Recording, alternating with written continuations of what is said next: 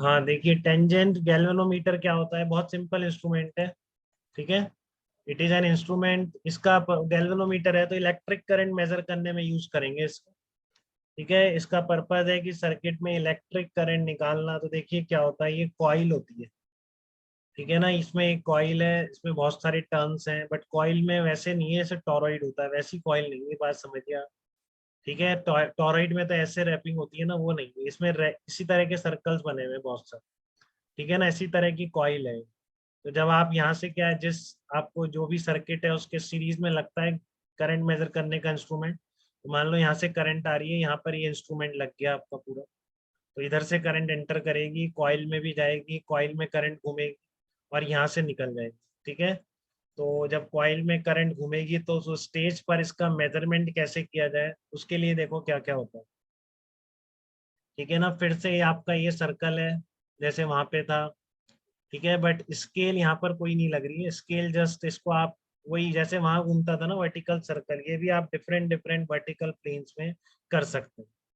ठीक है, बट एक बड़ी सी कॉइल के सेंटर पर जो है एक बिल्कुल हॉरिजेंटल प्लेटफॉर्म पे जरा कंपास नीडल रखी हुई।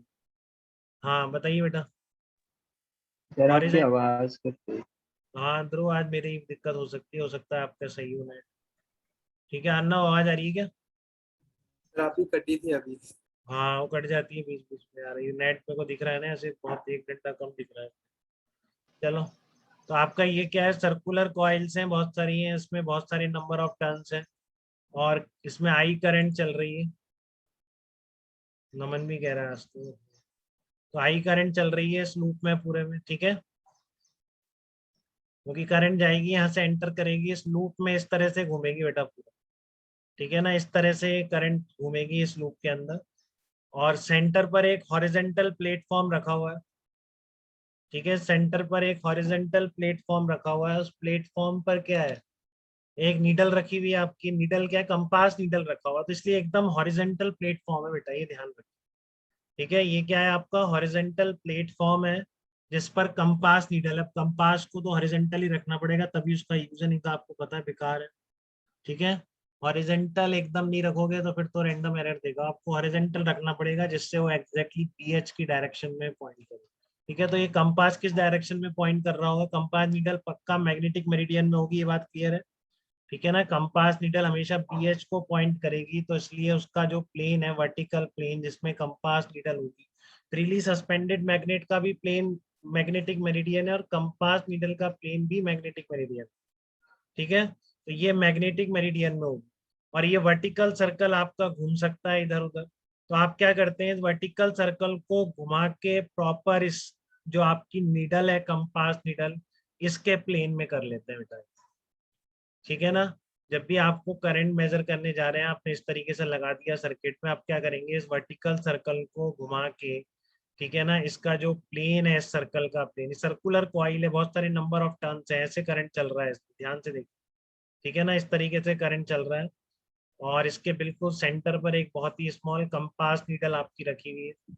ठीक है, एकदम सेंटर पे, इसलिए कम बहुत स्मॉल है, ये सेंटर पे होनी चाहिए अभी यूज आएगा उसका। ठीक है, तो कंपास नीडल किस में है आपकी, मैग्नेटिक मेरिडियन में, तो इसका प्लेन भी उसी प्लेन में कर देते हैं। ठीक है ना, इन दोनों का प्लेन सेम कर देते हैं, एक बार देखो कैसे करेंगे।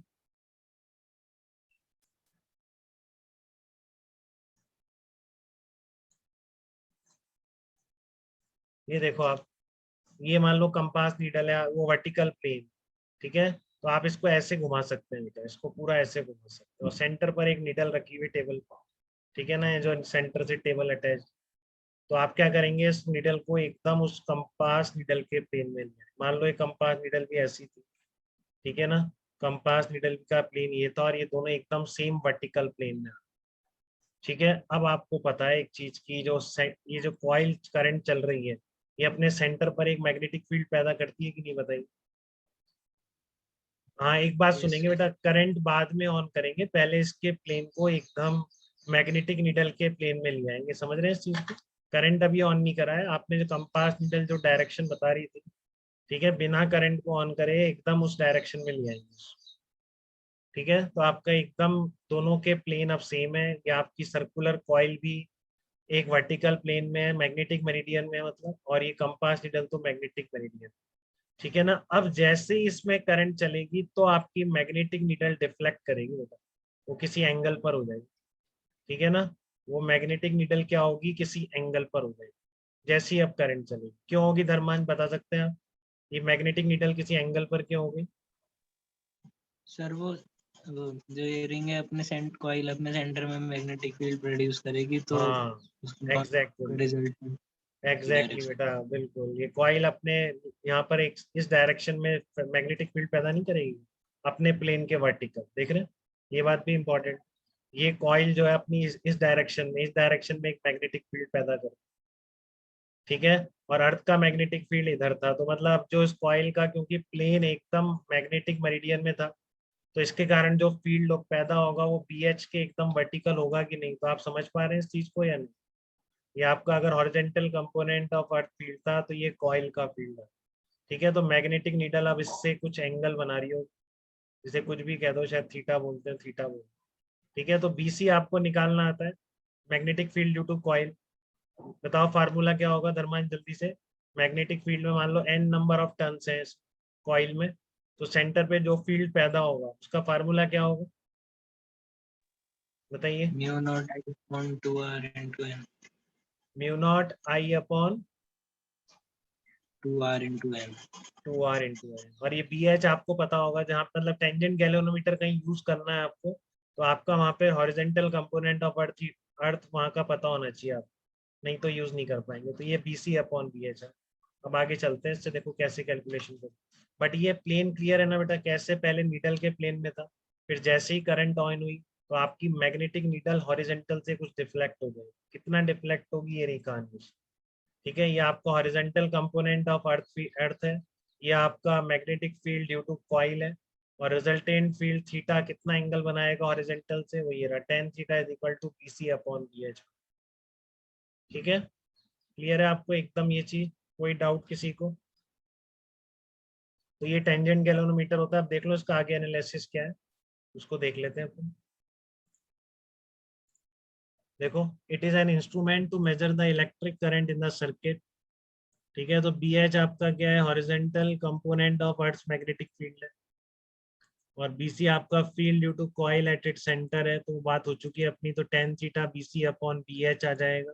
ये आपने अभी अभी बताया कि mu not IN upon 2r centre पर मैग्नेटिक फील्ड होता है due to current carrying coil.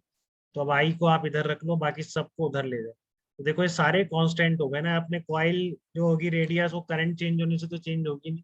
Horizontal component field भगवान ने जहाँ का जितना बनाया उतना ही, आप कुछ नहीं कर सकते, ठीक है। म्यू नॉट यूनिवर्सल कांस्टेंट है, कैपिटल N, कॉइल चेंज नहीं करेंगे आप बार बार, तो N फिक्स है। तो बस अब क्या है, आप करंट ऊपर नीचे होगी तो ये मैग्नेटिक नीडल का डिफ्लेक्शन थीटा चेंज हो, तो इस सबको एक कांस्टेंट बोल दिया जाता है। क्या लिखा हुआ है ध्यान से सुन लो, कहीं राइटिंग ना समझ में, ठीक है। I is equal to K into tan theta है, ठीक है। तो ये कांस्टेंट K कितना आ गया, 2r BH upon mu not into capital N आ जाएगा। तो here K is called galvanometer's constant, ठीक है। Here capital K is called galvanometer's constant. K कितना आ गया, 2r BH upon mu not into capital N आ गया, ठीक है।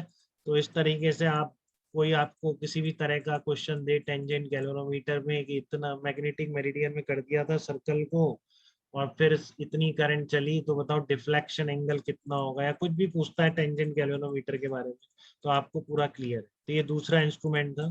तीसरा instrument we have already discussed, vibrational magnetometer, ठीक है। वाइब्रेशनल मैग्नेटोमीटर क्या होता है, वाइब्रेशनल मैग्नेटोमीटर होता है कि आपको एक एक यूनिफॉर्म फील्ड प्रोवाइड करता है बस, ठीक है ना। एक आप बार मैग्नेट को इसमें ऑसिलेट करा सकते हैं, यूनिफॉर्म फील्ड प्रोवाइड करता है आपको, ठीक है।